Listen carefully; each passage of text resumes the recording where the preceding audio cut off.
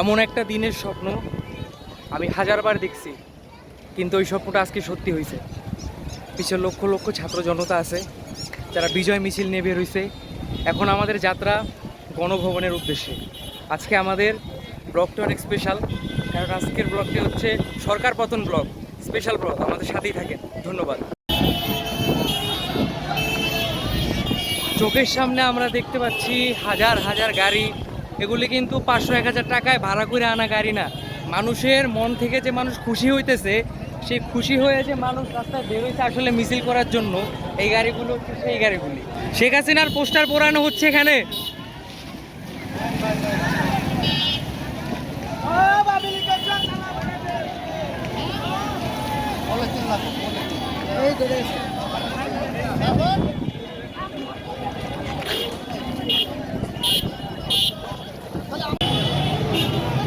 আমাদের চোখের সামনে আছে লক্ষ লক্ষ মানুষ যারা এতদিন আন্দোলনে সরাসরি যুক্ত হইতে পারে নাই, বিভিন্ন রকম মামলা হামলা এবং গ্রেপ্তার ভয়ের কারণে, কিন্তু আজকে সবাই স্বতঃস্ফূর্তভাবে অংশগ্রহণ করে।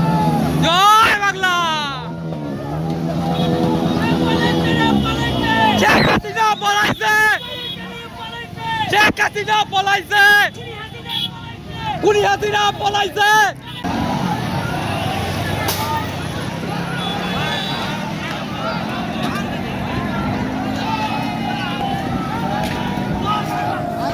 শেখ হাসিনা পালায় যাওয়ার পর ছাত্র জনতার মধ্যে জোশ আইসা পড়ছে। এখন তারা যে কোনো কিছু ভাঙার চেষ্টা করতেছে। এখন মানুষজন থানা ভাঙচুর করার চেষ্টা করতেছে, কারণ পুলিশের উপরও তারা প্রচুর পরিমাণে বিলা।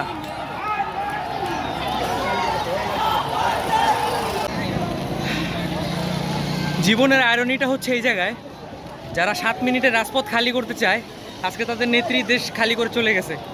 তো জীবনে কখনো ওভার কনফিডেন্ট হওয়া উচিত না কোনো কিছুর ব্যাপারে। পলায় গেল শেখ হাসিনা, আর এরা খালেদা জিয়ার পোস্টার নিয়ে মিছিল করতেছে। বাঙালি আজব।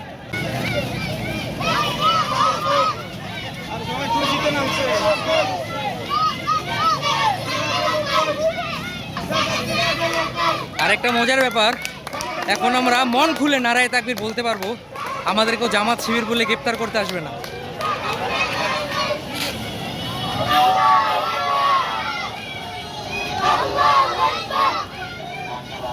আল্লাহু আকবার! আল্লাহু আকবার! আল্লাহু আকবার! আল্লাহু আকবার! পালায় যাওয়ার পর এখন মেবি 1 ঘন্টাও হয় নাই, এদের যত পোস্টার ছিল সব ছিঁড়া হয়ে গেছে।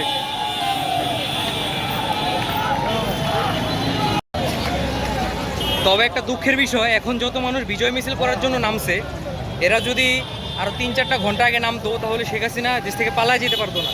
এই দেশের মাটিতে জনগণের হাতে তার মৃত্যু নিশ্চিত হইত। এতক্ষণ আমরা ছোট ছোট দলে বিভক্ত হয়ে বিজয়ের নদী মিছিল হচ্ছিলাম। এখন এসব নদী যুক্ত হবে সমুদ্রে।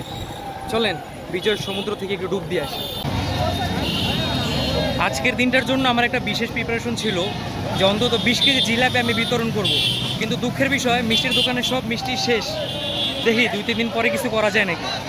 16ই ডিসেম্বর পাকিস্তানি বাহিনীকে পরাজিত করার পর মুক্তিযোদ্ধারা কীভাবে বিজয় মিছিল করছিল সেই জিনিসটা আসলে আমাদের কারোই দেখা হয় নাই, কিন্তু আজকের বিজয় মিছিল থেকে আমরা কিছুটা ধারণা পেতে পারি যে ওই দিনের দিনটা কেমন ছিল।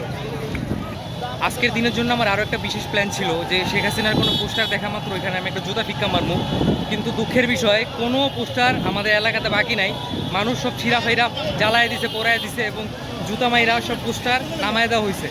দেখি সামনে আমরা কোনো পোস্টার পাই কিনা। তবে গণভবনের দিকে যাত্রার উদ্দেশ্য থাকলেও টেকনিক্যাল মোড় থেকেই মনে আমাদের ফিরে যেতে হবে, কারণ এর সামনে আর যাওয়া যাচ্ছে না। মানুষের রাস্তাঘাট সয়লাভ হয়ে গেছে, সবাই বিজয় মিছিল নিয়ে যার যার মতো করে বের হয়েছে।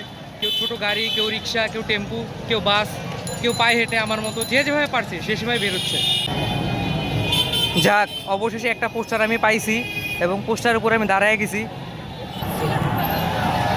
শেখ হাসিনার স্বৈরতান্ত্রিক পিতা অর্থাৎ সোহরাওয়ার্দীর বডিগার্ড শেখ মুজিব বাংলাদেশের মাটিতে জায়গা পাইলেও শেখ হাসিনা মনে হয় বাংলাদেশের মাটিতে জায়গা পাবে না, তার মৃত্যু হবে বিদেশে। এটাই আনন্দের সংবাদ।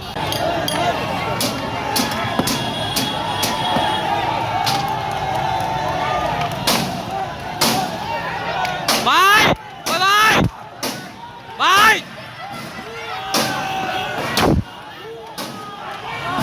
ভাই ভাই ভাই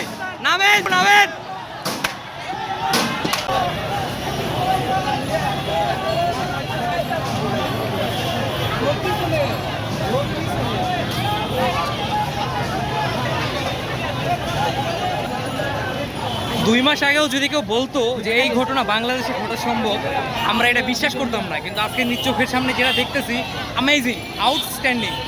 এই দেখেন, গণভবন থেকে এসি খুললে নিয়ে যেতেছে আমার চোখের সামনেই। গণভবনের চেয়ার নিয়ে যাওয়া হচ্ছে, গণভবন খালি। এই যে মানুষ লয়ে যেতেছে সব। আস্তে আস্তে চলে আসছি কল্যাণপুর, খালি হাতে ফিরবো না ইনশাল্লাহ।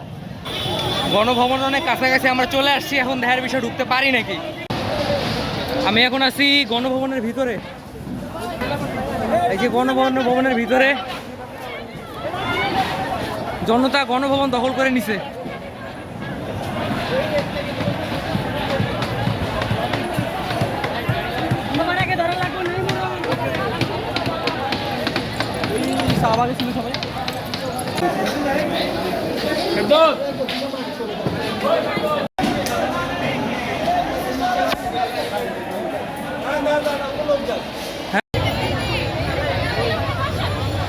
গণভবনে ঢুকছিলাম, বেশি কিছু পাওয়া যায় নাই, বাস কয়েকটা কাগজপত্র পাওয়া গেছে।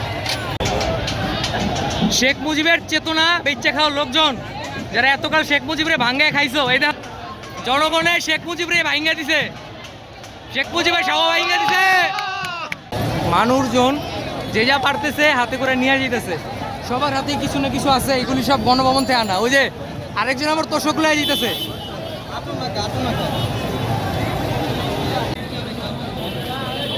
গণভবনে ঘোরাঘুরি করলাম মোটামুটি, এখন বাসার দিকে যাচ্ছি।